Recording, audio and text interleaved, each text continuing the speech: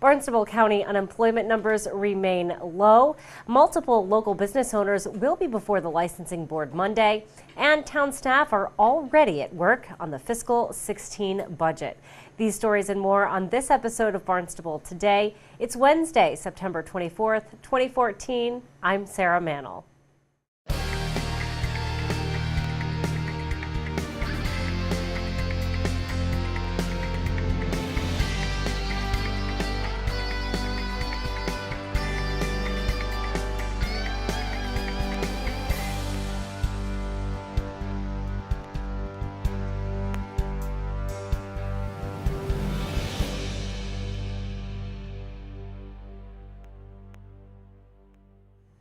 It's been a good summer for the job market. The Barnstable County unemployment rate for August was 4.8%, showing improvement over the same time last year.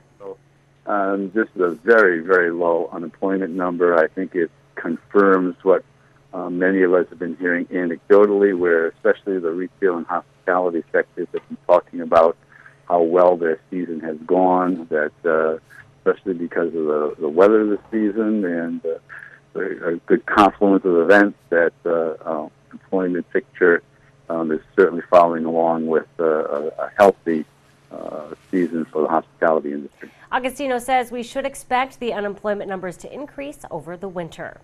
Several show cause hearings appear on the agenda for Monday's licensing authority hearing. House of Buds will be before the board for an alleged noise violation, and Bobby Burns' Hyannis Pub is facing charges of serving alcohol to a minor. AutoSmart LLC will also appear before the board for a customer complaint with unsatisfactory resolution. The licensing authority meets on Monday morning at Town Hall. Managing the town's budget is a year-round process. Barnstable This Morning host Sarah Colvin talks with Finance Director Mark Milne about the budget calendar. You start to work on the fiscal 2016 budget action calendar, Mark. And looking at this calendar, there is a lot that goes into planning the budget for the coming fiscal year.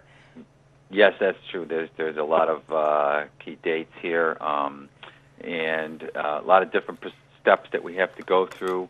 We're already heavily into the capital improvement program portion of the budget. We issued those instructions a couple of weeks ago to departments to start putting together their capital requests, and the operating budget instructions are actually going out today.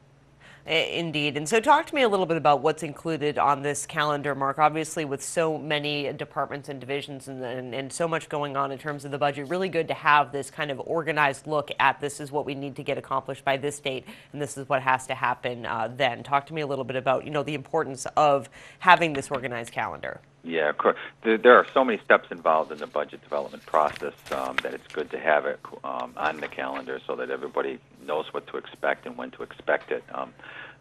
Yesterday, matter of fact, we just had our very first meeting between the town manager and school superintendent to discuss a revenue sharing plan for next fiscal year. So that's a requirement of our charter every single year to have that meeting so that we can develop a coordinated budget.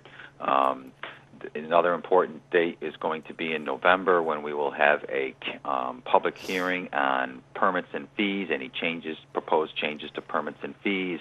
The big one being there, of course, will be any changes to the solid waste transfer station sticker.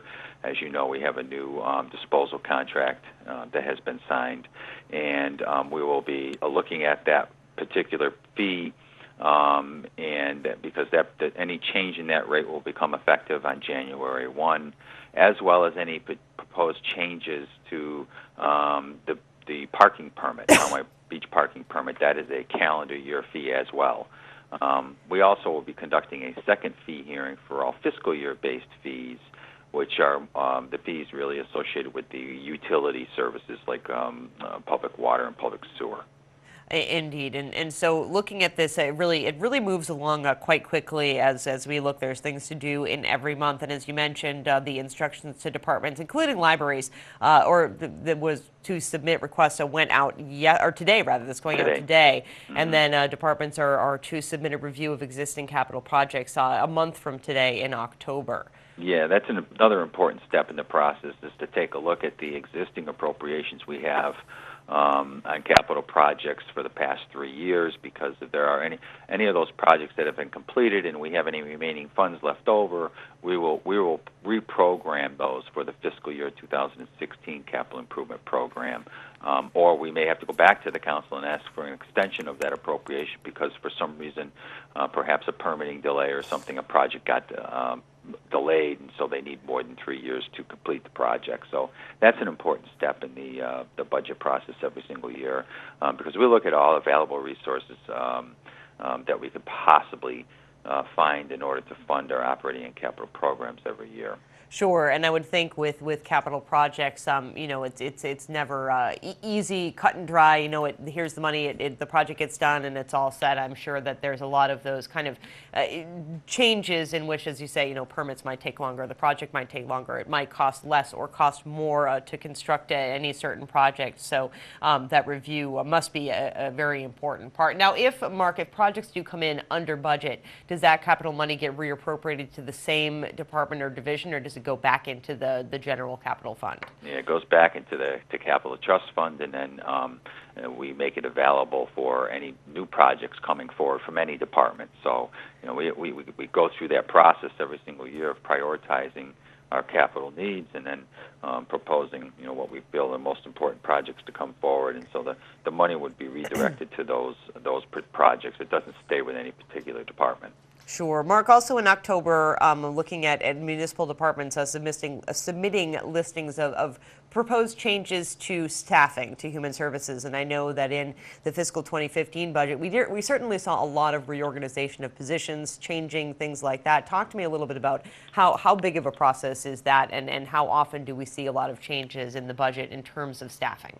Yeah, well, we may see a couple of changes a year where, you know, things become more complicated, or reorganizations take place, and sometimes that affects a particular position in town, and where there'll be additional responsibilities will be added to that position as a result of, it could be a result of many different things. For example, a state law changes, or the way the town has to do certain things. And so if there are positions affected by you know, additional responsibilities or changes in responsibilities, then we have to reevaluate that position, submit that to Human Resources, and then they go through a process of determining whether or not that position justifies a reclassification based on the new responsibilities for the position. So we have to go through that process every single year as part of the budget process, another key step in developing the budget.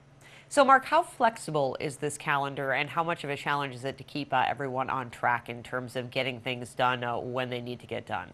Well, that's a good question, because I know that it may be interpreted that these dates are written in stone and it can't be changed, but it is somewhat flexible. We kind of use this as a guideline, understanding that things could, you know, something could take place. Which may affect pushing something back a day or two, or pushing something forward a day or two. So in the event that something like that occurs, we will issue an updated budget calendar. But so we use this as a guideline. But there are some dates that are absolutely written that we cannot change. For example, from the time the town manager submits his operating budget to the town council has 45 days to act upon it. So we can't change that. The only thing we can change is the date the town manager submits the budget, but the 45-day time period that the council has to act on the budget cannot be changed, because that's in the charter. Another example is the annual organization of the town council, which is when they have their election for president and vice president. That is expected to take place Thursday, December 18th at their council meeting. Then, from that point in time, we must submit a budget to the council within 170 days of that annual reorganization. That's written in the charter. We can't change that.